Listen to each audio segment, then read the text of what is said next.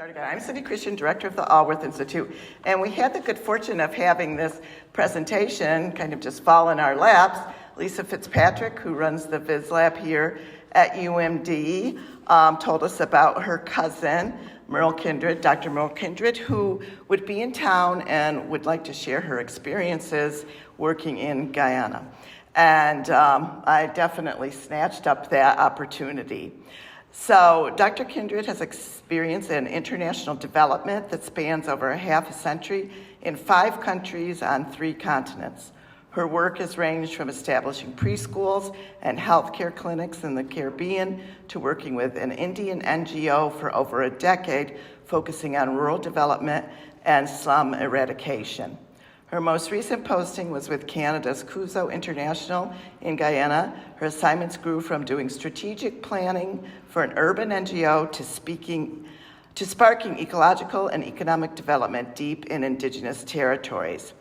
Dr. Kindred lives in Penticton, I should have practiced that, BC, British Columbia. She sold her final gas-powered vehicle in 2008. When it's mild very often? She walks and cycles. In winter, she walks and uses a bus. So really living by her principles. And just to focus on how important this kind of work is, the year she's been doing it, and now, I don't know if you've recently heard, but at least in the U.S., the poverty rate of children has dropped, and there are similar issues around the world. So this kind of development work continues to be really important, and I think it will benefit from the influence of people like Dr. Kindred, who did this work herself. So thank you for doing that, and thank you for being here. Let's give her a round of applause.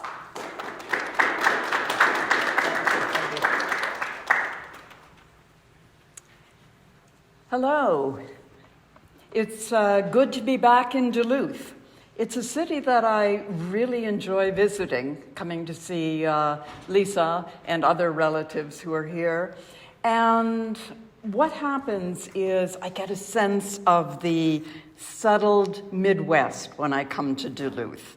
Just a city that's been here for well over 100 years. I appreciate the architecture, the traditional architecture. Now, I'm a dual citizen. I hold both Canadian citizenship and also an American citizenship.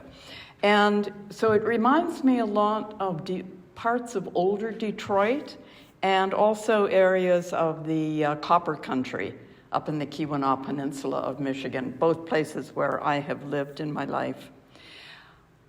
Yesterday evening, I'm sorry about the smoke. I looked at it and said, Lisa, this looks awfully familiar. She said, yeah, well, it's blowing in from the west of Canada. I said, I'm sorry, I really am. But as of last Sunday, we had 400 wildfires burning in BC, and 155 of them are not controlled. They're not. And I live in an area in Penticton, about 37,000 people, and we've had fires since the spring, to the south of us, to the west, to the north. Huge fires, enormous damage. I feel like I'm in a donut. You know, Penticton is the donut hole and everything else is frying. Anyway, what I'm here to do today is to share with you the work I was doing in Guyana. I was there focusing, it was a Canadian government mandate from Cuso, on gender equality and social inclusion. And Guyana, in the Arawak language, means land of many waters. This is my most favorite photo. This young gal in the wetlands, in the coastal wetlands, is in her school uniform, is poling not only one dugout, but 2 dugout canoes. I couldn't even manage 1, much less 2. I was impressed. Now, hearing that I was preparing for my posting in early 2017, I'd hear people saying, oh, so you're off to Africa? And I would say, no, not Ghana or Gambia or Gabon. I'd reply, actually, I'm heading for South America. And that's where Guyana is placed. Notice it? It's up there on the northeast coast of the Atlantic. Georgetown is the capital of the country, and it's wedged between Venezuela and Suriname, which used to be Dutch Guyana, and French Guyana. And there, if you look at the Amazon River that's flowing through Brazil and follow it down to the left, and you'll see where it starts high in the mountains, in the Andes, and then flows down to the Atlantic. To the right, you'll see the country of Guyana. I looked at it and thought it looked like a human torso. Wide shoulders, narrow waist, wide hips. And actually, the country is more readily recognized if it's called British Guyana. And that was its name before independence. The areas that I'm most familiar with, if you look at the Guyana map, are the areas just to the southeast of Georgetown. That would be in Region 4 and down the east coast of Guyana. And also, you see that wedge of river estuary? That's the Essequibo River, one of the largest in South America. And I also have experience up on the northwest coast in Region 2. And I also know a lot about the Rupununi, the North Rupununi, which is the lighter area of gray towards the waistband of the country. And that's pretty much indigenous territory there. Now, a little bit of history, because it's quite an amazing history in the Caribbean. The Spanish and the Portuguese were the original explorers, and they were sort of the proto-colonialists. They got there in the 1500s, and they were strictly there to extract resources with indigenous slave labor. Particularly, they were interested in silver and gold. Then came the Dutch and the French, and the English followed. And the English, under the reign of Queen Elizabeth I, actually landed in Guyana. And it was Sir Walter Raleigh, a name from history, that was asked to patrol the coast and bring a report back to the Queen as to how it might be settled at some point. Now, the English and the Dutch eventually battled over control of that portion of the Atlantic coast in the early 1800s. And Guyana, or British Guyana, obviously went to the English, and then Suriname, or Dutch Guyana, was left to the Dutch. When slavery, and from the 1600s to the 1830s, Africans were enslaved for plantation work, sugar plantation work. When slavery was abolished, indentured laborers from India were lured for years of field work in exchange for their passage fare. Now, Guyana is roughly the size of England, Scotland, and Wales combined. Now, those countries have a combined population of a little over 64 million. Guyana has a population of 750,000. So very lightly populated. And 90% of the country's population lives on the East Coast, up in the coastal rainforest areas.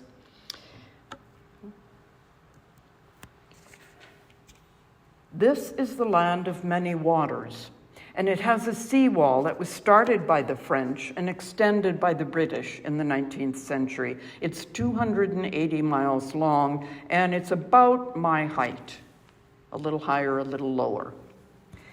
And on the right, you'll see a contraption called a koker, which was invented by the Dutch, and it's a sluice gate, basically. It operates automatically on its own, depending on water levels.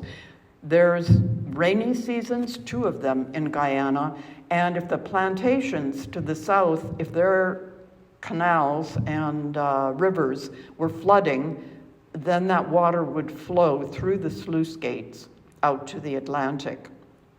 And also the city itself, since it's on coastal floodplains, had a lot of ditches and canals to help drain it.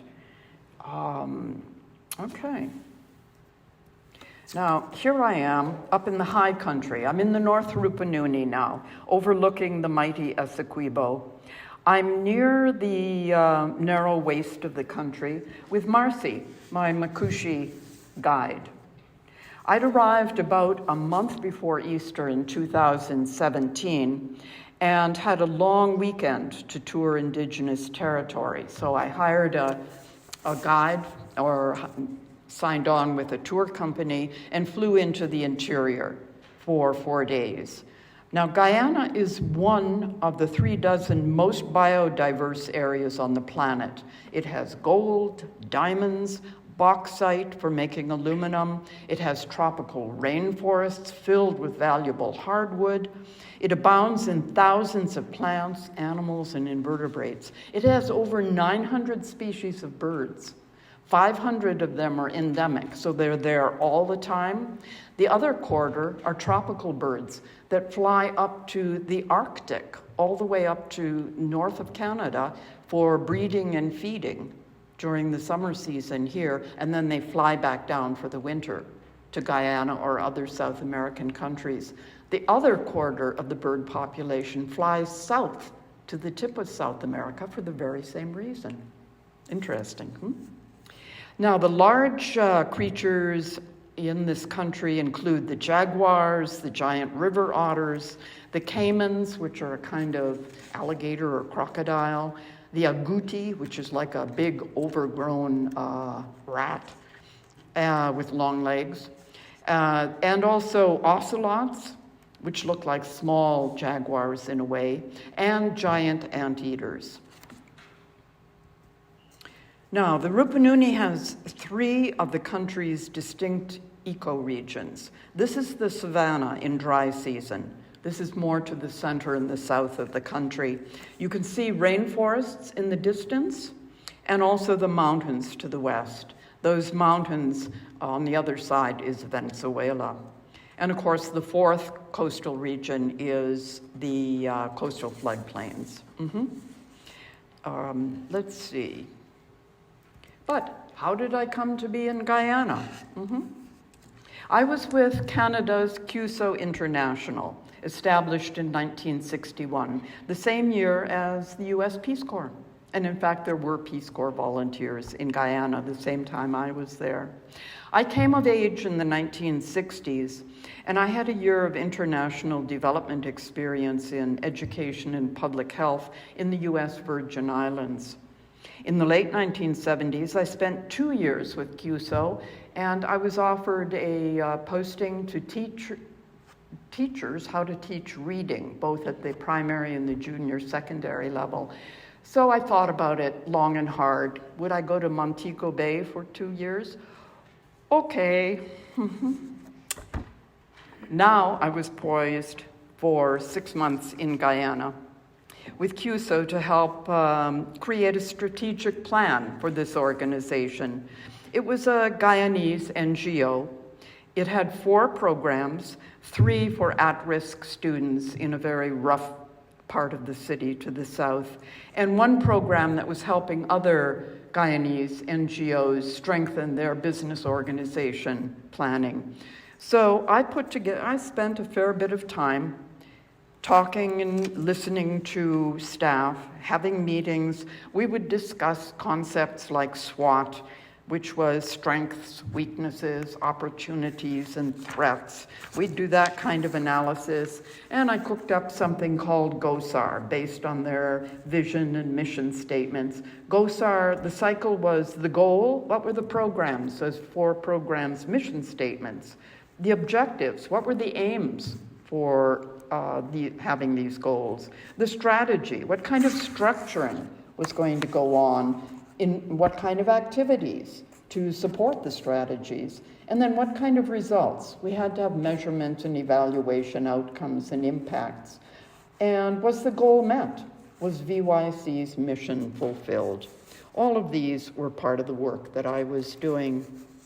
Now, a side point. I had left British Columbia for a while because I was heavily involved in dealing with trying to stop pipelines from Alberta heading out to super tankers on our Pacific coast and sending petroleum out to the world. Petroleum is such an elegant material. It's a huge part of everything that we make in the late 20th and early 21st century. It's not the petroleum, it's the burning of petroleum that's the issue, okay? I needed a break. I'd been there 6 weeks, and ExxonMobil declared that they had discovered the largest deposit of offshore oil that they had had in 10 years, and they were pumping $4.4 billion into tripling the speed and power of exploration so they could start drilling and pumping.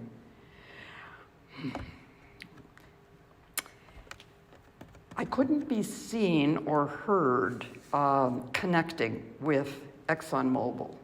They were planning to support an after-school robotics program with VYC, and I was told I had to stay clear of them because donors in Canada, if they knew that I was in cahoots with an oil corporation, there'd be big problems. So it was an image thing. Now, I learned through the soles of my sandals wherever I go. So I continued bird watching that I'd started in the latter years of my decade and pro bono consultancy work in India with an NGO there. This is the orange-winged Amazon. It's a kind of parrot. It was both an urban and a hinterland bird. Now, the term hinterland doesn't have a negative connotation, as it usually does in English. And this bird liked to congregate. In the evenings, a flock would return to the coconut tree just outside my bedroom window in Georgetown and chatter over the day's events. Then it would be an avian alarm clock every morning.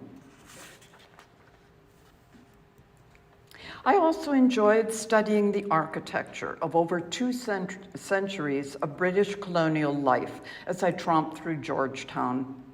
My late husband was an award-winning architect, and both of us were interested in promoting energy-efficient design for lower-income people.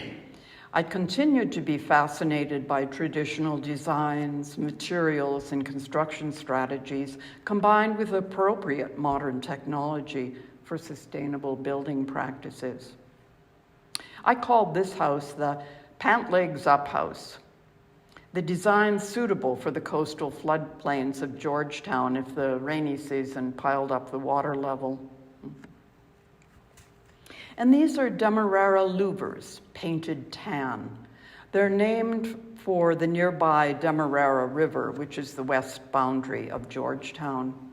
Before air conditioning, blocks of ice were placed on the lower ledges, and the north-south planning of the city had many of the city streets running in that north-south direction so that they could benefit by the evening breezes that would come in from the Atlantic. Note the rolls of razor wire that are above the gate. Cuso designated Guyana as a potentially dangerous posting, with drug trafficking from Colombia, arms shipments, smuggling of gold and other resources, even tropical birds and animals. Independence shattered the country in 1966, as in many other British colonies suddenly untethered from the rule of empire. Many disgruntled Guyanese left, and the impact on communities was shown graphically in many of their buildings.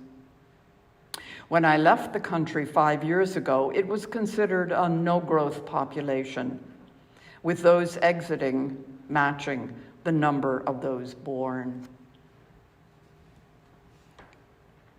Images of the new and the old were ever present. The long, narrow cart on the right was from the old plantation days to haul cut cane from the fields.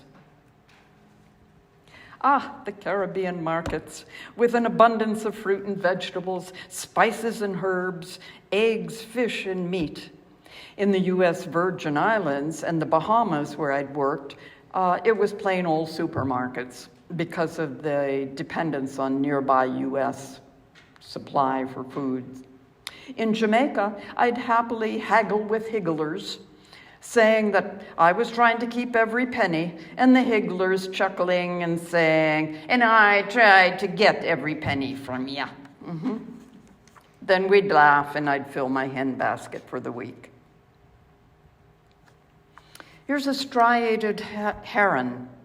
The canals and ditches that ran through Georgetown for drainage purposes also held insects and little fish that was their mealtime.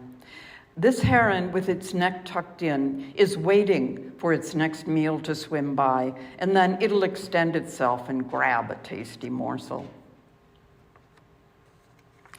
With Guyana's rating as dangerous by international standards and Cuso's cautions, I occupied myself in the evenings with reading and my tropical handcraft of choice, which was embroidery.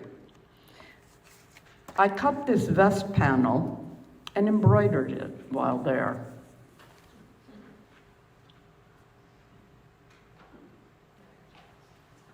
Actually, I prefer knitting, but I would have been really cuckoo to come with balls of wool yarn and knitting needles, to the tropics. So I switched to embroidery. And this was taken from a photograph of a caged pair of blue and yellow macaws that I saw in Georgetown. Now, the population of Guyana is a kaleidoscopic array of ethnicities and mixed heritages. Here's my Indo-Guyanese birding guide, Andy, and my favorite Afro-Guyanese taxi driver, Linton. Each fellow represented about a quarter of the Guyanese population. The 9 tribes of the indigenous peoples are about 10% of the population. The balance of the population is made of mixed-race citizens, people from Brazil, Venezuela, a variety of European countries, Canada, Russia, and now the US, with ExxonMobil inserting itself into the country. China has a huge unnamed embassy, with the architecture obviously defining its identity. The international representations are all about the immense natural resources of this wee country. Here's the Hawatson that Andy and Linton and I spotted up on the East Coast on a birding trip. It's the national bird, also called the kanji pheasant, and it has a pouch on its throat that ferments its food, and it gives off a really foul odor, earning the species another name, stinky pheasant. More marketing. This was the joy of every day, of every week. And Guyanese cook-up was the customary Caribbean peas and rice or rice and peas dish, depending on which island country one was in, with peas really the locals' favorite beans. However, Guyanese cook-up had Indian spicing, which made it distinct and delicious. And my cook-up was so good one time that I rated a marriage proposal, and also a very interested dog was following me.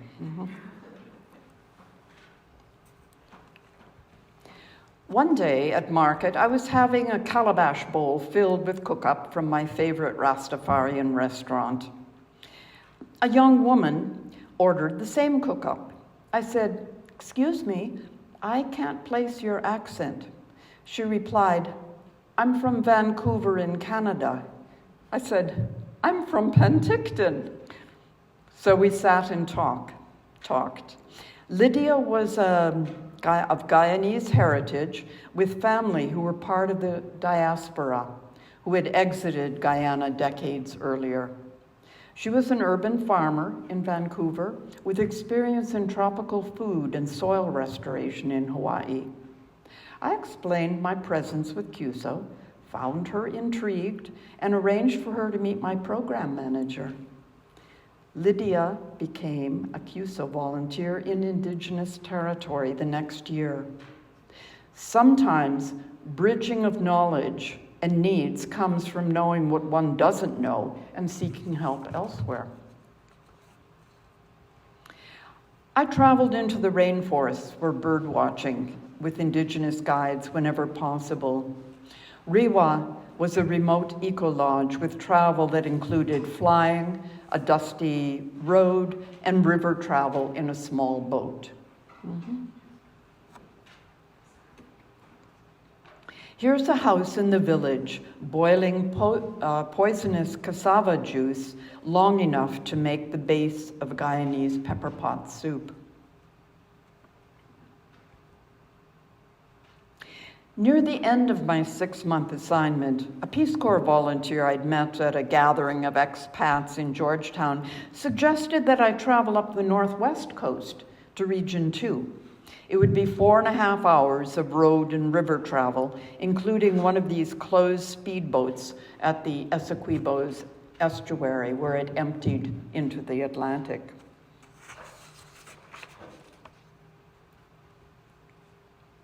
We'd stop at Supanam, another Dutch name from the pre-British history of the area, and another land taxi to Charity, to the south of the coast, here on the Pomeroon River, yet another Dutch name, and then another river taxi to Adele's Rainforest Resort.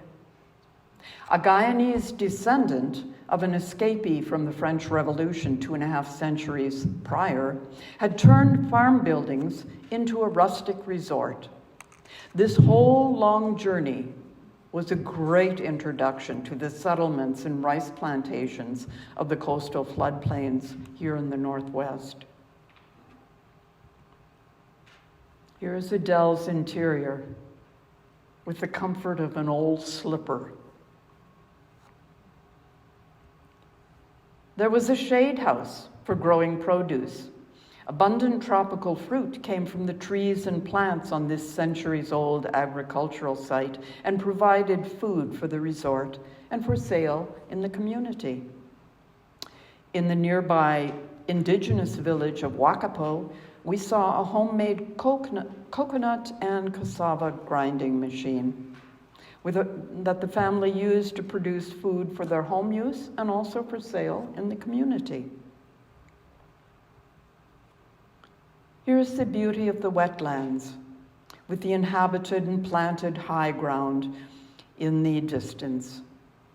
Wakapo was primarily Arawak, with several highland settlements and a population of around 3,000. It was heartening to see renewable energy in the territories. Adele's had wind and solar power, and the federal government was supplying solar panels for villagers. They had rivers, not roads, for their transportation routes. On my final morning at Adele's, doing some birding on Akawini Creek, our boat driver suddenly slowed the speed, reversed the engine, and backed into a narrow channel off a creek. There was a pair of little red and black birds with white markings. I snapped a quick picture as one of them flew off. I got this picture, and I later learned that I'd provided the first ever photograph in the wild of this reclusive bird, the crimson-hooded manakin. The photo went viral online with 500 hits the first day. Here's a harpy eagle. I didn't take this photograph. It actually was something I got offline. It's the second largest eagle in the world. It stands nearly a meter tall with a wingspan of over 6 feet. It's named for the fierce creatures of Greek and Roman myth, with female heads and birds and bodies of a bird.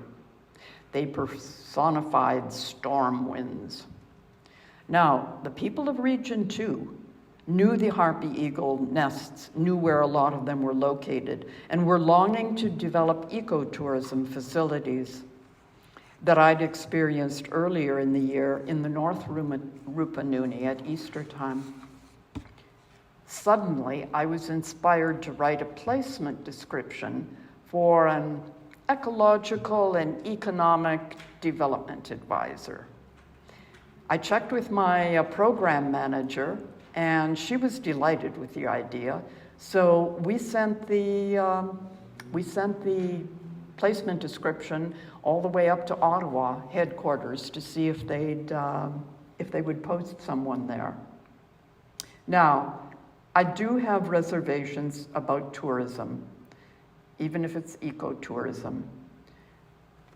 Tourism is the number one industry, business in the world. But there are its transportation demands. However, I know that tourism is sometimes the only source of income for third world countries, which are now commonly called the Global South. The carbon impact of any kind of tourism is significant. However, we need reminders of the majesty and critical importance of biodiverse regions such as Guyana. Well, my program manager was delighted with the idea, and we waited for a reply from Ottawa. The result? I was back in 3 months for another half-year posting. And here's our departure from Adele's. We're going on a harpy eagle nest quest. Here's Jessica. She was a refugee from a stressful UK marketing career who'd been in Guyana about 10 years and was volunteering to manage Adele's. She left the marketing career even though she was famous for developing point of purchase strategies, which were now being taught in business schools in the UK. She left. She said, there has to be more to life than just buying and selling stuff. Her partner, Ian, was born in Guyana, but part of the diaspora since age 10. He'd circled back to his taproot country for permanent residency and had skills in engineering, music, and cooking. I was a conduit for bridging connections to Cuso contacts and funding, and ability to travel back and forth between Georgetown and Region 2 as needed. We would be exploring upriver in the neighboring settlement of Akawini, with a population of around 800, again scattered in high country in the wetlands. The Tushal, or chief's eldest sons, Elijah and Jacob, were loggers and knew of an eagle's nest in the forest above their settlement of Waikanipa. They would serve as both guides, porters, spotters, boat handlers, and camp builders. Here's our first night camp, with the lads setting up the poles and hanging the hammocks and tarps. Jessica was preparing a basic camp dinner near dusk, and I was sent out to find a spot to view a huge nest that the fellows had spotted while timbering. I stumbled through tangled underbrush, watching for snakes, and sat on a fallen log, aiming my new camera at a large nest while scratching at sandflies. Suddenly, a big white bird landed. But what? It didn't look like a harpy eagle, male or female, from my birding Bible. It took me 2 months to identify what this bird was. We kept going, and the creek kept getting shallower over the next 2 days, but we kept poling and pulling with more obstacles. I judged that exhaustion was settling in, making us prone to accidents. Jessica had seen a harpy eagle on a 3-day trip in pouring rain that she'd taken with local guides during the 3 months that I was back in Canada. She said, it flew directly overhead between 2 trees. She said, I saw the wingspan. It was over 6 feet. So we headed back knowing that this was harpy eagle territory. And Chris, our senior guide, had several nest sites on his GPS. We stayed overnight in his home up a channel off Akawini Creek, and his family studied the photos on my laptop and leafed through my birding Bible, The Birds of Northern South America, as we exchanged formal book names with the local names for the birds, such as what we called a wattle jacana was really called a spurwing locally because of the barbs on its wingtips. The next day, we said goodbye to the family and motored back to Adele's. There I studied the handcrafts on display. Now I was also to do asset mapping to determine what skills could be shared and expanded to enrich the ecotourism experience for visitors. I met with food producers of cassava bread, coconut oil, baked cakes, buns, and cookies. I hiked trails that led me to furniture makers and dugout canoe builders. I continued seeking and identifying birds. I figure I'd seen about 160 of the 900 species in my book. And I also spied things like this 3-toed sloth high in a tree across the creek from Adele's. On occasion, I spent time peeling cassava and talking to the women in the family in Wakapo where I hung my hammock. A villager pulled a cassava story from her handbag, her handcraft bag.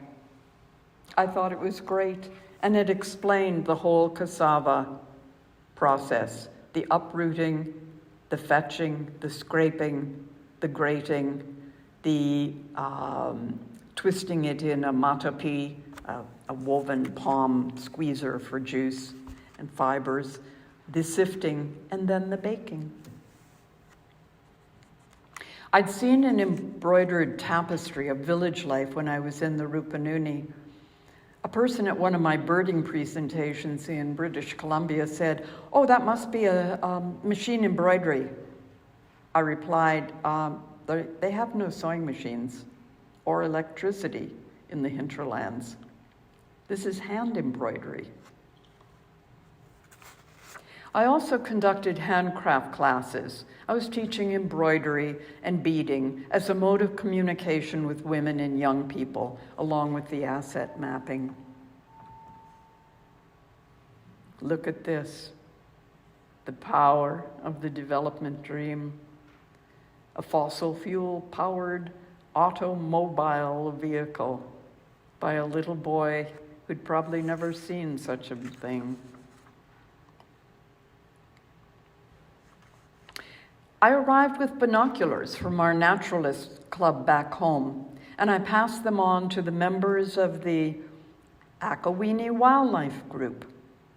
One wise member, Tabita, had said, "Let's not call it a club, let's call it a group. It's more welcoming." I thought that was a brilliant insight.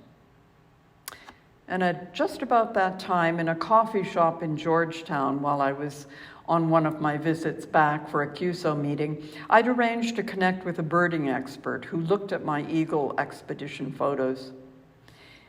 He looked up and he said, "I've seen lots of harpy eagles. You photographed a bird that I've never seen. It's a crested eagle, and it's an adolescent." That meant at least one mating pair was in the Waikanipa area of Akawini territory. Region 2 had fresh ecotourism potential with Indigenous peoples keen in both territories to continue. Building on the interest, a 2-day Cuso-initiated Guyanese Environmental Protection Agency training was conducted in Akawini with trainers that I escorted from Georgetown.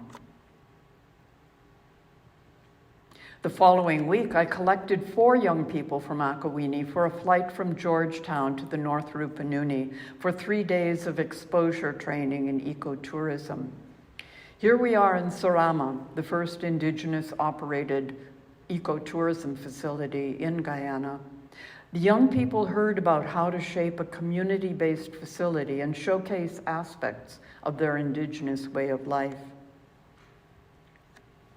We also visited the Bina Hill Institute for Vocational Training for Youth to learn more about the tourism program.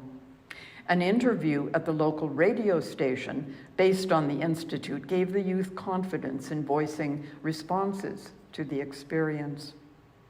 Here's Tabita in a birding vest I'd made and passed on to her. She revealed a key point in her family history.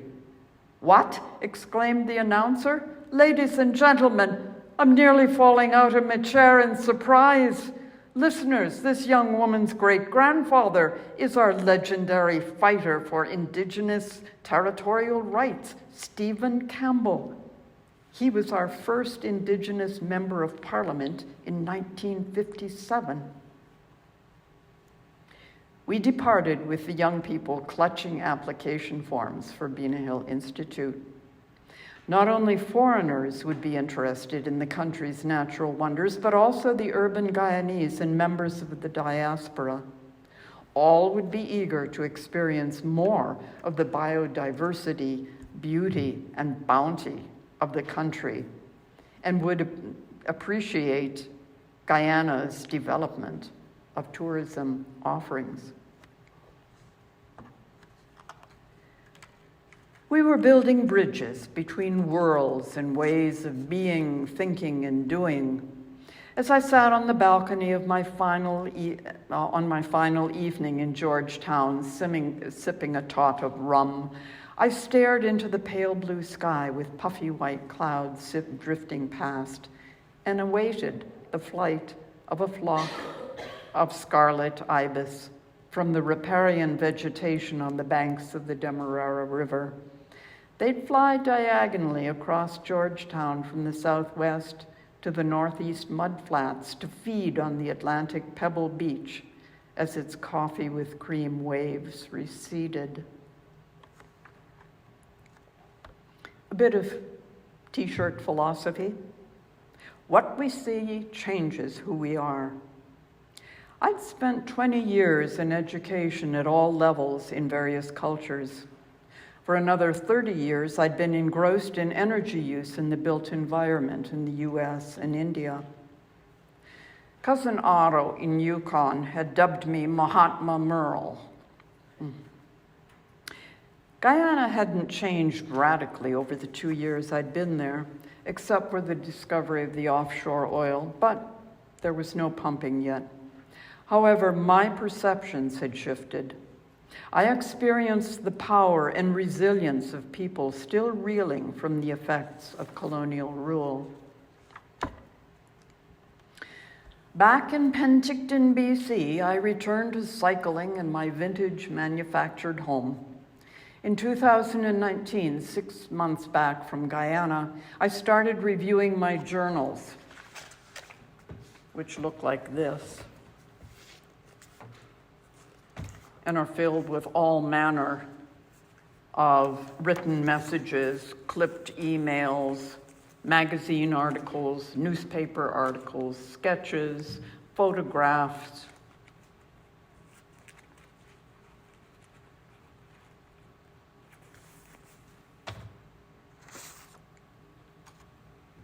And I started to write straight through COVID, with publication of Gripped by Guyana, a memoir of purpose and adventure, which was published last April.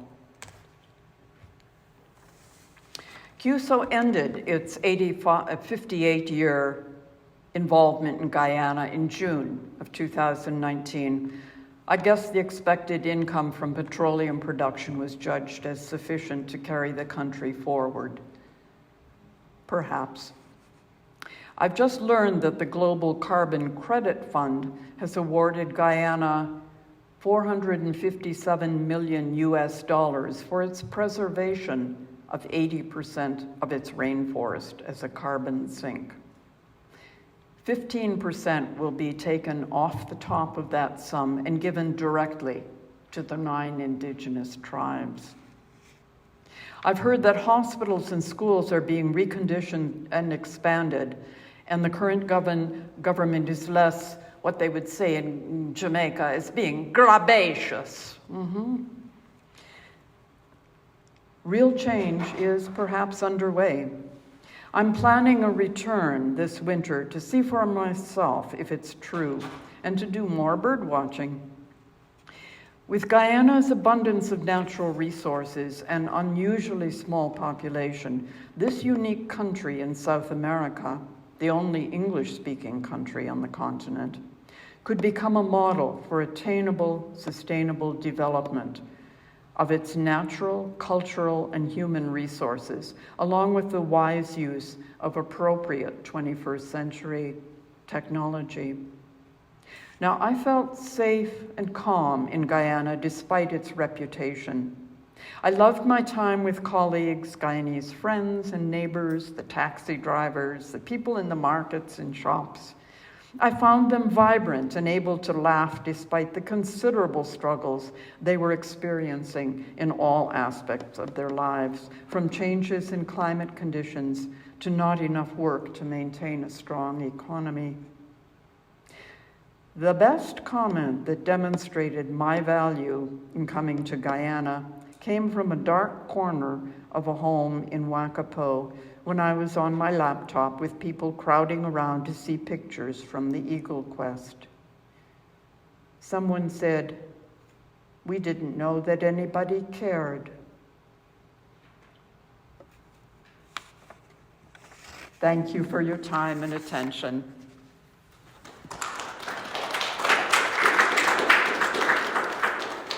Now, do you have any questions for me? Yeah, I have a mic, but I don't think we'll need it if everybody. Go ahead, Cindy. Questions? Yes. What was your, I think you said this now, I forgot, what was your job like with Cusco? I was, for the first 6 months that I was there, I'd seen a posting in Guyana, and 6 months was good because since our health system in Canada is different than here in the United States, each province dictates its own specific rules for how our health care is paid for. British Columbia would only allow me to be out of province for 6 months. Otherwise, it would, and my health insurance would be impacted. So a 6-month posting was fine. I went in as a strategic doing a strategic plan revision. I know enough about business. I've got a master's degree in administration, and I ran my husband's and my architectural practice for the 14 years we were together. So it was a strategic planning job there. And then the posting that I got inspired to fulfill was going into the territories, which didn't have, Cuso had never been in Region 2 before. And there were 2 territories, the Wakapo and the Akawini. And I knew they both wanted to develop ecotourism. And I knew it was cheaper to get to them because that flight going into the interior is expensive. There and back, but you could do the road and river travel, even though it took time, for much cheaper. So I realized more people would have a chance to see what life in the interior was like. So, and I came up with, knowing what the indigenous tribes wanted, I called it an ecological and economic development advisory posting. And Cuso agreed. They sent me. I was the first one there. But as I say, I left in July of 2019, 18, and by June of 2019, Cuso had left the country. They were choosing to focus on Africa. It was their choice. Other questions? Has anybody been to Guyana? Latin America, Central America? Central America? Yeah. Do you, anyone have any plans for doing any type of similar work or? There is the Peace Corps. Pardon? There is the Peace Corps. I didn't qualify initially. When I went out with Vista, it was Volunteers in Service to America, and at that point my status was as a resident alien in the U.S. And so I didn't qualify for Peace Corps, but I did qualify for Cuso. But at that time I was living in Portland, Oregon, and Cuso said, "Could we say that you're from Vancouver? Because after all, we are a Canadian organization." I said, it's fine. Get me back as close to Portland as you can when I finish. So that was fine. And that was a 2-year posting. But now Cuso was changing, and they were having shorter postings, and it originally stood for Canadian University Services Overseas. And it tended to be younger people with not a lot of work history.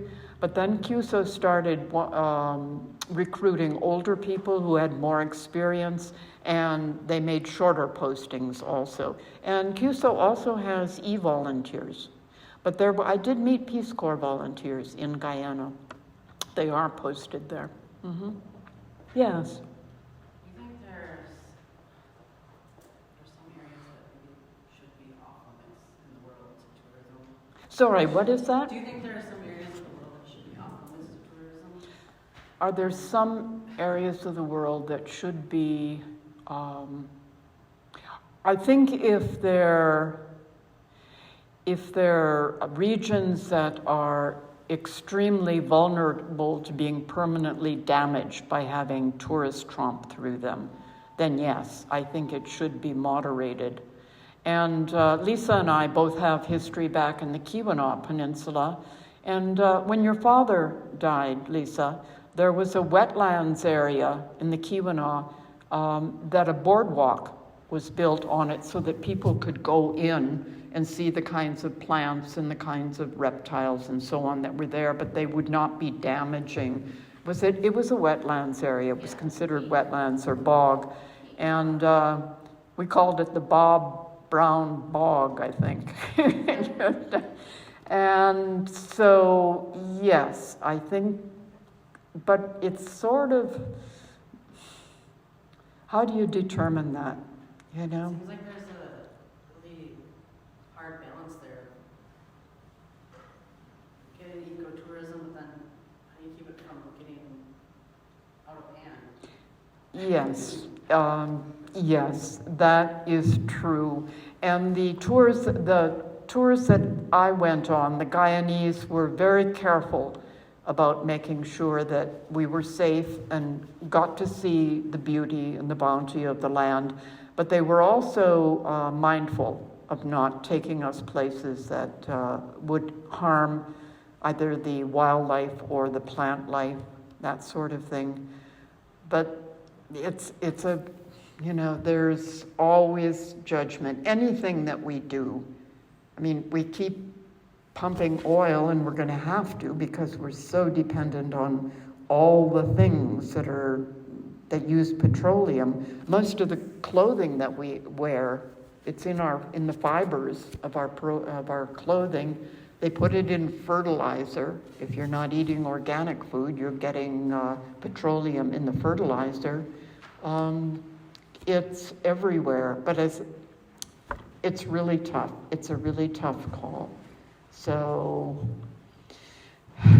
yeah, I don't have a definitive answer. And that's why I put in that pause about I was going there to do that work, but I also had reservations about me being there and doing that. Anything else? Take out everything you brought in? Take out what? Like waste, food waste, or It was usually, we would compost food waste, the villages would, but they didn't have an easy way to compost cloth and metal and plastic and things like that.